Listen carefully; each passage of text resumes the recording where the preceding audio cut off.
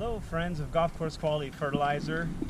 Today we're going to talk about some spring watering practices because we've had a lot of rain already this spring. I have not had to water yet one time. The grass is still looking really good as far as that goes. But Mother Nature as well is giving us diseases and things with all the weather. Then here comes our hot weather time. That's going to spawn on more diseases like red thread and leaf spot. I've seen some dollar spot already, things like that into the turf. And on top of that, our grass is going to seed. So the seeding is these little furry guys here that are standing up with this nice little stem.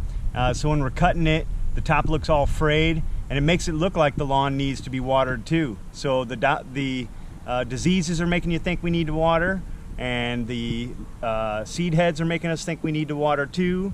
And so what we want to do to test to see, okay, when we really need to water, and this is really important in the spring, because to be honest with you, one of the toughest things in turf management is managing your water. Because if we water too often, then we're going to end up with diseases and things like that in our turf. And it's going to be harder for us to manage that turf, especially come summertime when we really get stressful, right? And so if we're pushing watering right now, especially if we're watering every day, which we don't want to do that in any time of the year, if at all possible, then we're going to just spawn those diseases, get tougher and stronger and propagate more and more. And then you're going to think it's drier because you're already misidentifying the diseased lawn as a dry lawn. And so now you're going to start watering more often. That's just going to enhance that issue. What overwatering also does is run your fertilizer out faster. And so if we're running our fertilizer out faster by more frequent watering events, then we're going to end up having need for fertilizers a little sooner than we normally would. And so then you'd have to do supplements and things like that, which are organic fertilizers. You might have to squeeze those in between your applications, and then it's going to end up costing you more, not to mention you're going to be mowing more the more you water as well. So try your best to be more reactive when it comes to watering rather than proactive, okay? So when we come out to the turf, and we're going to take a look down here at the grass and kind of take an idea. So when you press down on the grass, okay, with your foot, when you're walking out there, and then you lift your foot up, notice the grass is starting to bounce right back up again. And so that's your first sign that you don't need to water yet if your grass is bouncing right back up, okay? So that means it's got plenty of turgor pressure, that's water in the grass blades, to stand it right back up again, okay? And so if we step on it and it stays flat as we move our foot away, then we need water, okay? And so that's gonna be your first sign that you're gonna need some watering. That'll even happen before the grass even starts to turn brown, and then you're gonna start watering. And when we water, we wanna water really deep. So I try to get, between an inch and a half of water down each week, and I try to do it in 3 different segments. So I try to do a ½ inch each time we water.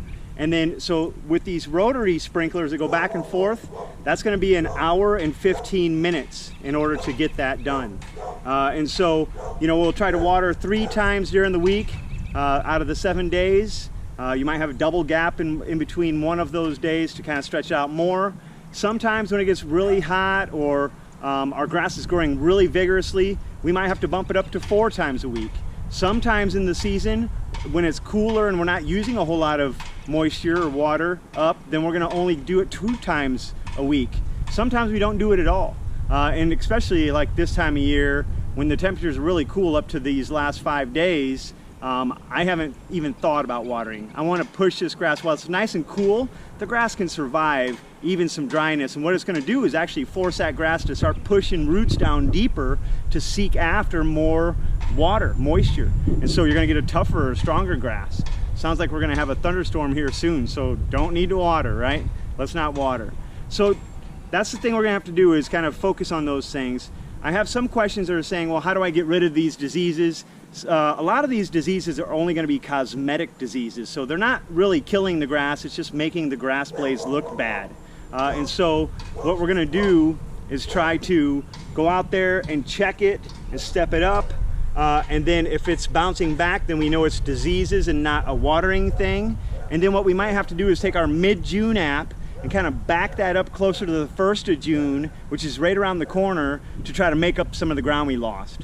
And also, as the grass is going to seed, it's using a bunch of energy too. So, you know, as we keep this trend of a lot of water coming from Mother Nature, and we're seeing a lot of seed heads because of all this watering, it's like, oh, I got lots of energy, let's go to seed. And so we're running out of that fertilizer a little earlier. So we might have to take that mid-June and squeeze it up, and that's gonna start repairing that disease damage going into the summer. Most critical thing is try not to overwater your lawn. I would much rather you see you have a dry lawn than a wet disease lawn. I know I say this a lot, but boy, is it the most important thing that we can do to have a good turf, okay? So a dry lawn is easier to manage than a wet disease lawn, because as soon as I know it's dry, I can turn that irrigation on, and now it's getting better.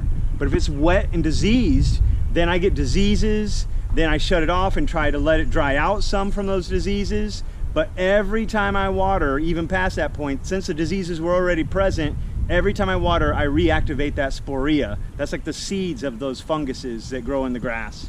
And so just be careful when it comes to watering. If you got any questions, send me pictures. When you do send pictures, send me a picture from up top, and then get really close to it and get a good close-up picture as well, so I can identify what kind of disease it actually is.